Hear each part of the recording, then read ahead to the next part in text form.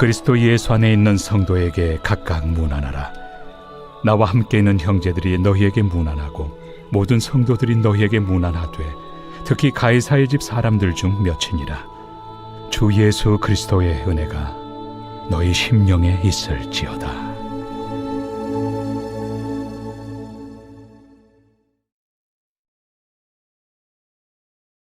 국가나 기업을 운영하는 분들에게 있어서 아주 중요한 것이 있다고 한다면 사람을 어떻게 쓰느냐의 문제입니다. 그래서 인사가 만사다라고 하는 이야기가 있어요. 인사라고 하는 것은 사람을 쓰는 것이 가장 중요한 일이다라고 하는 뜻이 인사가 만사다라고 하는 뜻입니다. 저희가 다녔던 신학교 강의실의 큰 족자에도 이 인사라고 하는 표현이 있었습니다. 거기에는 이렇게 쓰여져 있었습니다. 인사가 목회다. 광주제일교회를 심호하시다가 지금은 돌아가신 한완석 목사님이 늘 우리 신학생들에게 하셨던 말씀인데요. 그것은 목회는 설교나 행정이나 이런 것들보다는 인사만 잘해도 그래도 목회는 할 수 있다라고 하는 뜻입니다. 꼭 맞는 말이다라고 이야기할 수도 없지만 시간이 지나고 나니까 참 일리가 있는 말씀이다라고 하는 생각이 들어요. 일 중심이라고 이야기되었던 사도 바울이 그가 편지를 쓸 때는 꼭 마지막에는 사랑하는 사람들, 도움을 준 분들에게 인사를 합니다. 그것을 보통 한국 개역 개정 성경에는 문안이라고 표현하고 있는데요. 문안한다라고 하는 것은 안부를 묻는다라는 것입니다. 아주 단순한 인사예요. 아무에게 문안하라, 누구누구에게 문안하라 라고 이야기하는데요.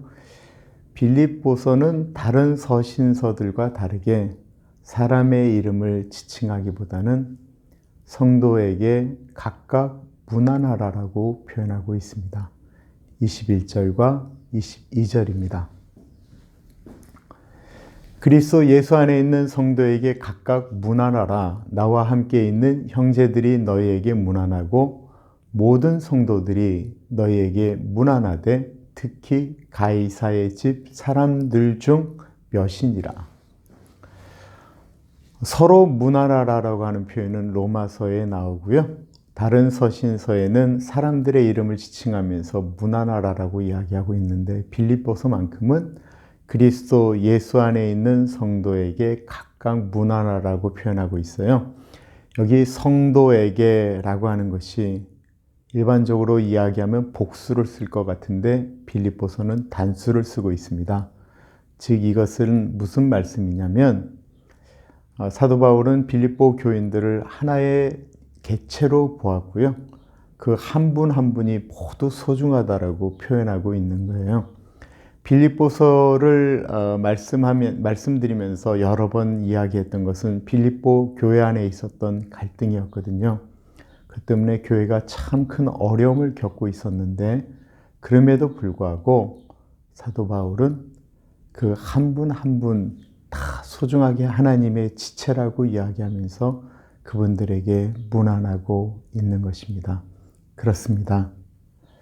교회에 있는 모든 분들은요, 다 귀한 하나님의 자녀들입니다. 그리고 사도 바울은 본인과 함께 고생한 동역자들, 로마 감옥에 있을 때 본인을 도왔던 분들을 대표해서 문안을 하고 있고요. 또한 모든 성도들이 문안한다라고 이야기하고 있는데 여기서 말하는 모든 성도들은 로마에서 예수를 믿는 성도들, 로마 교회의 교인들이 문안한다라는 것입니다. 그리고 논란이 좀 되는 표현이 하나 있는데 가이사의 집 사람들 몇이 문안한다라는 거예요. 이 가이사는 로마의 황제를 의미하는 것인데 그렇다고 한다면 로마 황제의 가족이나 형제들이 예수님을 이미 믿었는가라고 하는 것입니다. 일반적으로는 그렇게 해석하지 않고요. 가이사의 집, 이것을 궁전이나 그 황제 주변에 있는 측근들을 이야기하는 거예요. 일반적으로는 로마 병사들이죠. 시위대. 그분들 중에 이미 예수님을 믿은 사람들이 있다라고 하는 것은 빌립보서 1장에 사도 바울이 언급했고요. 또한 로마 궁정에서 일하는 사람들 중에 이미 예수님을 믿는 분들이 생겼다라고 하는 것을 의미하는 것입니다. 이것이 얼마나 중요한 이야기인지 몰라요. 당시 로마의 황제 가이사가 누구였는 줄 아십니까? 폭군 중에 폭군인 네로였거든요. 이 말은 빌립보 교인들에게 큰 충격과 위로였습니다. 빌립보 교인들은 이제 예수님을 믿는 것 때문에 핍박이 다가오고 있는 것을 느끼면서 두려워하고 있었는데, 이런 와중에도 복음이 그 폭군 주변에 있는 분들에게 들어갔다라고 하는 것이 얼마나 큰 위로와 용기가 되었겠습니까? 어떤 인사는 사람에게 위로와 용기가 되고요. 어떤 인사는 사람을 낙심하게 만듭니다. 코로나 바이러스에 걸렸다가 이제 잘 회복이 된 지 얼마 안 돼서 한 카드를 받았는데, 그 카드의 이런 표현 때문에 제가 참 가슴이 먹먹했어요.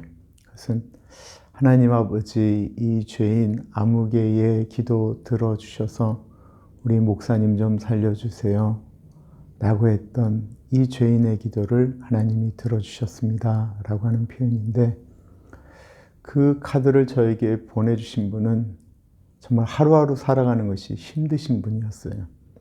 삶의 질로 따지면 저하고 비교할 수도 없는 분. 그런데 그런 분이 그렇게 기도하셨다라고 하는 그 단순한 내용 때문에 하루 종일 하나님 바라보고 하루 종일 묵상하고 기도하고 내 삶을 다시 돌보는 계기가 되었습니다. 이제 사도 바울은 빌립보 교인들에게 문안을 하면서 그들에게 축복을 합니다. 그 축복된 메시지의 핵심은 그리스도의 은혜입니다. 23절입니다. 주 예수 그리스도의 은혜가 너희 심령에 있을지어다. 우리에게 그리스도의 은혜 외에 더 필요한 것이 있을까요? 빌립보서의 핵심은 주님 안에 있는 것, 바로 그것이 은혜입니다. 오늘이 빌립보서 마지막 날인데요. 사랑하는 우리 교우들에게 주 예수 그리스도의 은혜가 늘 함께 하시기를 빕니다. 기도하겠습니다. 참으로 존귀하신 하나님 아버지, 우리 사랑하는 교우들에게 그리스도 예수의 은혜가 늘 충만하기를 기도드립니다. 어느 때에 있든지, 어느 시간대에 있든지, 어느 장소에 있든지 예수 그리스도 안에 있는 은혜가 충만하기를 기도드립니다. 어떤 사람을 만날 때에도, 어떤 상황 가운데 들어갈 때에도 주 예수 그리스도의 은혜가 충만하기를 기도합니다. 하시는 일들과 자녀들과 손주들과 주변에 있는 모든 분들에게 주 예수 그리스도의 은혜가 있기를 간절히 기도드립니다. 하나님 아버지, 빌립보서를 잘 마칠 수 있는 은혜를 주신 것 감사합니다. 그 은혜가 머릿속에 있는 것이 아니고 가슴으로 내려오기를 간절히 기도드립니다. 그래서 그리스도의 은혜가 가슴에서부터 흘러나와서 주변을 적시는 사람이 되어지기를 기도드립니다. 참으로 존귀하신 예수님 이름으로 기도드립니다. 아멘.